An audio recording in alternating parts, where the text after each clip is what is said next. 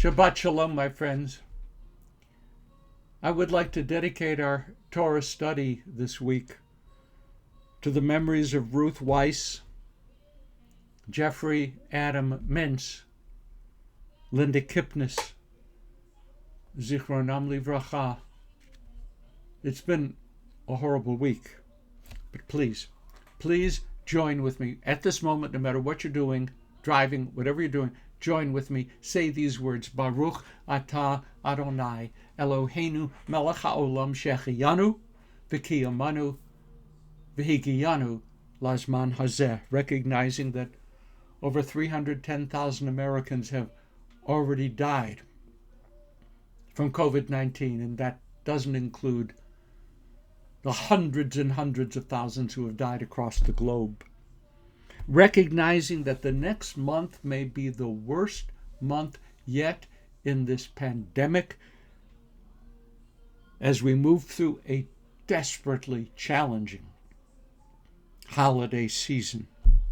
Recognizing that most of us will not be vaccinated before late spring of 2021, and some of us will not make it to our vaccination date. Nevertheless, we celebrate the beginning of the end of the pandemic. We give thanks for the scientists. We give thanks for all of the frontline health workers, angels, masks, shields, gowns, gloves. We give thanks for that human ingenuity, which has continued to offer us stay-at-home opportunities to learn, to teach, to be in contact.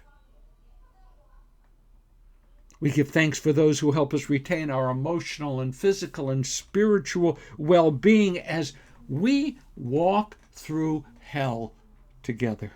We give thanks for the teachers who are forced to master teaching techniques that were totally outside of their comfort zones, and for the students who were ripped away from so much of the joy and growth opportunities which by right were theirs, and somehow they've still mostly managed to thrive. We give thanks for the food pickers in our supermarkets and those who deliver the bags and boxes to our doors. It's too soon to lower our guards. Too soon to ease up on observing every single rule regarding prevention. Too soon to pretend that life now is the way that life was in January of 2020. Patience, my friends, yavo hazman. The time will come. It's coming. Our Sedra is MIKETZ, Genesis 41:1 and following. The Joseph story is known and celebrated and probed and analyzed and lifted up in art and in literature and music all across the globe. Why? There's so many good and sometimes excellent reasons offered for this, but this week I experienced a collision between two thought processes which have been battling over the diminished playing field that is my mind. One of the combatants is my love for Torah and my absolute certainty that the more that I drill down into Torah, the more that there is for me to learn. I love it. That's there. Fine. You probably could have guessed that.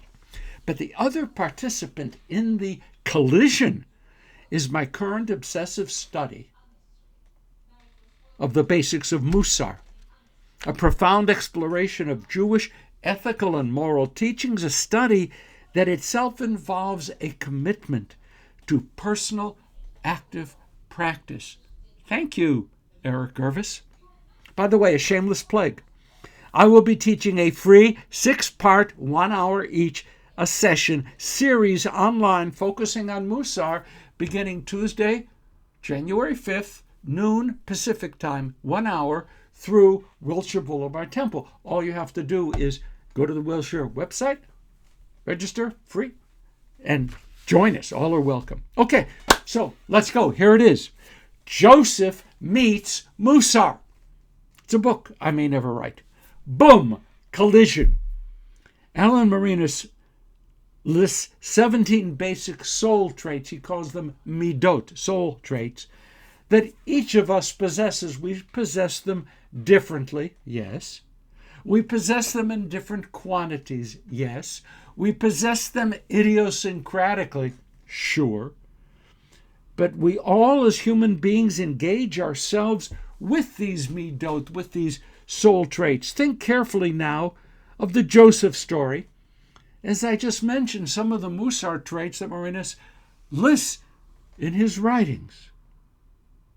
Did Joseph, my friends, have to deal with humility, patience, gratitude, compassion, order, equanimity, honor, simplicity, enthusiasm, silence, generosity, truth, faith, and awe? Yes, yes, yes, yes, yes, and yes again.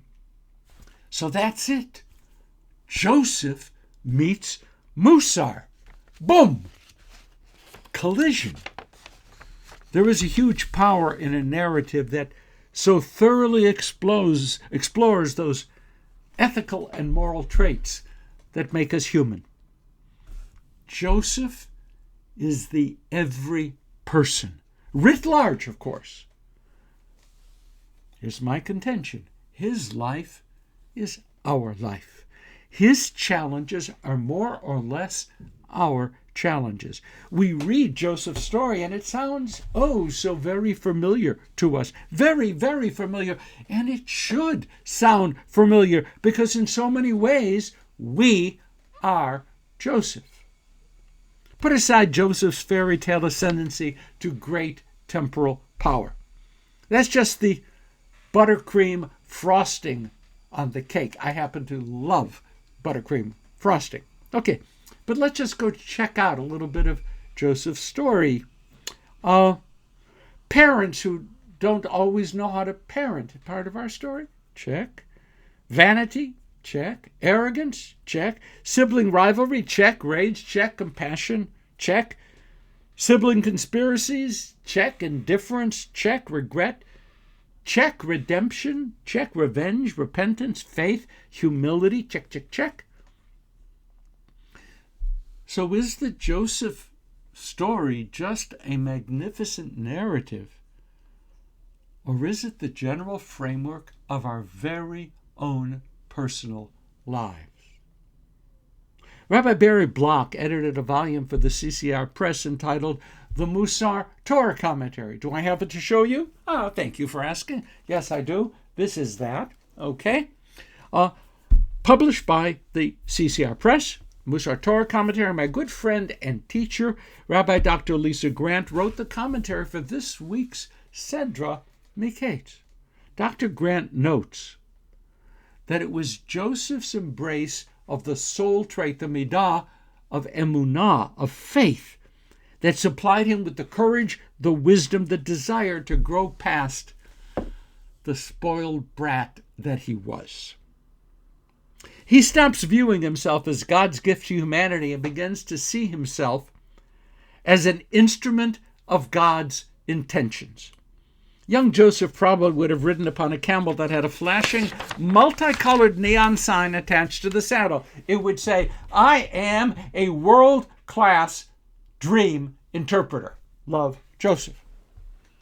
But holding fast to emunah, then beginning to display an amazing awareness of humility, of anavah, Joseph grows to ascribe his success to God. Sure, Joseph will have choices to make going forward. He doesn't just sit around waiting for God to point him this way and that way. Fine. But his emunah, his faith in God, allows him to chart a path that will be beneficial for him and beneficial to the people of Egypt.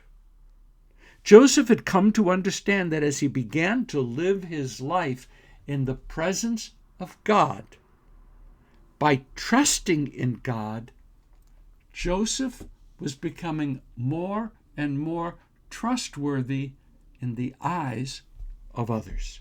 Emunah, faithfulness, anavah, humility, a little bit of gvurah, some courage there.